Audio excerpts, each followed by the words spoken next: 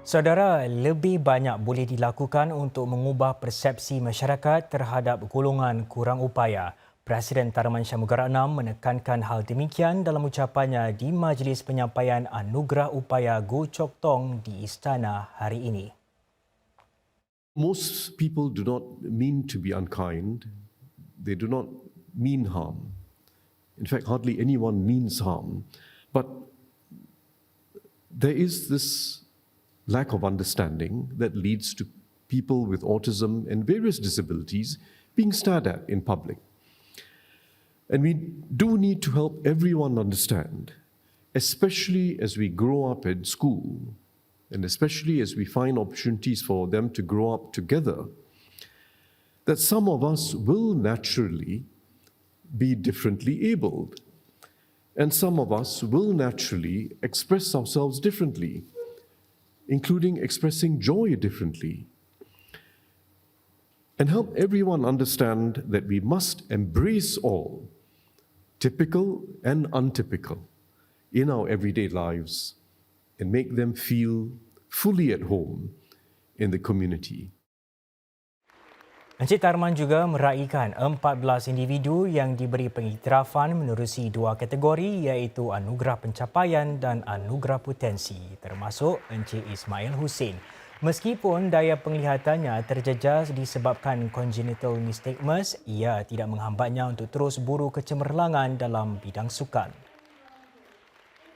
Harapan saya dengan pengiktirafan ini semoga saya dapat membawa banyak kesedaran buat masyarakat tentang keupayaan dan memberi sumbangan positif buat komuniti dan supaya mereka dapat berjaya dalam apa bidang jua yang mereka ceburi.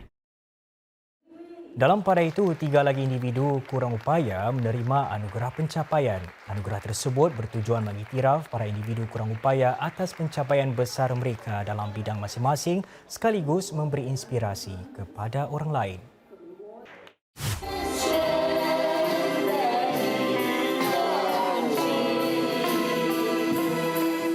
Sebagai penyanyi kumpulan Very Inclusive Band, inilah antara lagu yang sering dialunkan oleh Cik Aisyah Ibrahim.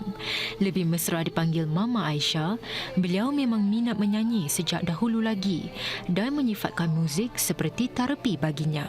Ini selain aktif membuat kerja-kerja sukarela. Meskipun kurang upaya, nenek berusia 76 tahun ini tidak melihatnya sebagai satu hambatan untuk menabur bakti kepada masyarakat. Cik Aisyah didiagnos dengan penyakit polio sejak berusia 2 tahun. Sekarang saya dah duduk on the wheelchair. Saya tak peduli. Saya teruskan hidup saya. Apa yang boleh saya boleh buat. Bukan saya nak mencari famous ke, untuk mencari anugerah ke. Tak. Sentiasa berdikari, management of time saya sendiri kena buat. Orang kata, alah, sendiri saya minat. Tiap-tiap yang kita menempuh cabaran, kita mesti ada solutionnya. Ada acara yang kita nak mengatasinya. Tidak boleh mengeluh. Beliau juga banyak mengisi masa lapangnya dengan aktiviti kemasyarakatan.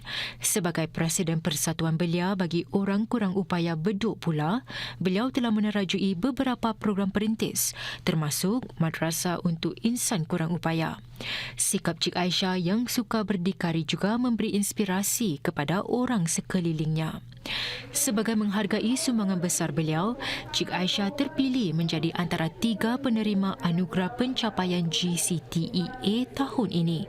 Selain piala, Cik Aisyah juga menerima $10,000. Saya harap kawan-kawan saya yang macam saya, yang kurang upaya, yang lain-lain jenis, jangan berputus asa dalam hidup ini. Mesti bersemangat untuk hidup. Mental kita ni mesti kuat.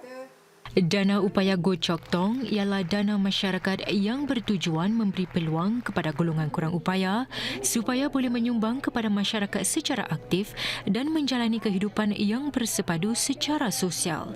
Dana ini ditadbir oleh SG Enable dan disokong oleh Mediacorp.